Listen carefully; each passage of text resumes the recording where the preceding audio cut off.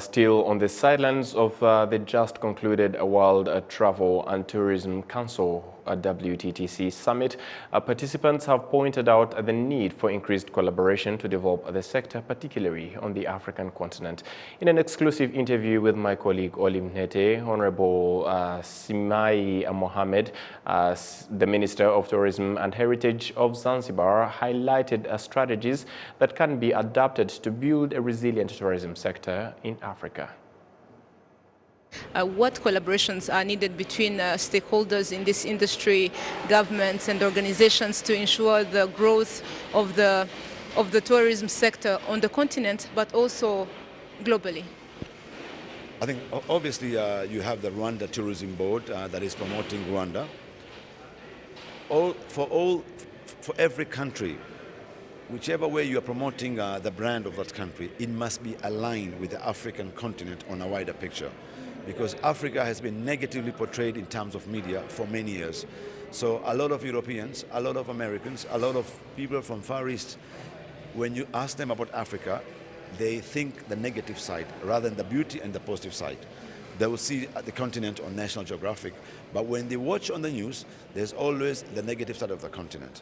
So us as Africans, when we are promoting our relative countries, we must make sure that we are talking about Africa. And it is important for the Africans themselves to be tourism ambassadors of the continent. When you go out, when you move, when you walk, all Africans should embrace the culture of promoting the continent wherever they walk. So if you're in Europe, promote Africa, promote Rwanda, promote Tanzania, promote Kenya, talk about all these countries, the beauty. So we should have the knowledge. You may ask someone, what is the common understanding of the culture, the food of Nigeria? Someone may not know. If the Nigerians love chili, yes, when they eat, they like chili. When you go to Zanzibar, what's their favorite food? They want pilau, they want biryani. And if you go to South Africa, what do they like to eat? So we should know among ourselves what are the relative important social, political, economic issues of every country. The future is definitely bright. The governments, we need to work together. We need to promote intra-travel for an African to travel within the African continent. There is no problem for a Rwandese to come to Zanzibar, then feeling that if you go to Dubai, it's a better destination. So more Africans need to travel within the African continent to learn more about each other's culture, traditions, but the beauty of our continent. So we need to appreciate. You will find us as East Africans, many of us have not been to West Africa, but we have traveled to Europe, we have traveled further to Far East, Southeast Asia, and many places. So we need to encourage more Africans to travel within our continent, but also to ensure that for governments in the continent to lower the prices, to find a way that the prices are affordable for our people. The COVID-19 pandemic has hindered so many sectors, including the tourism sector.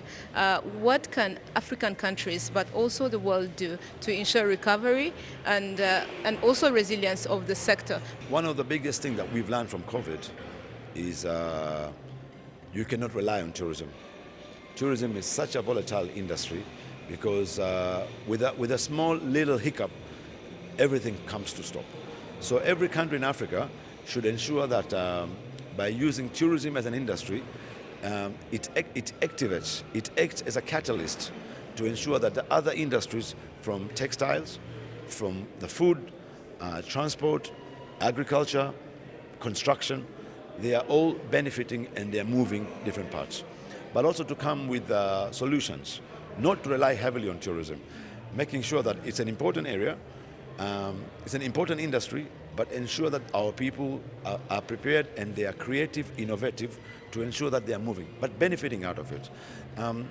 Of course, with COVID, anything that would come in the nature of what had happened, there is no way you'll have anything else to do.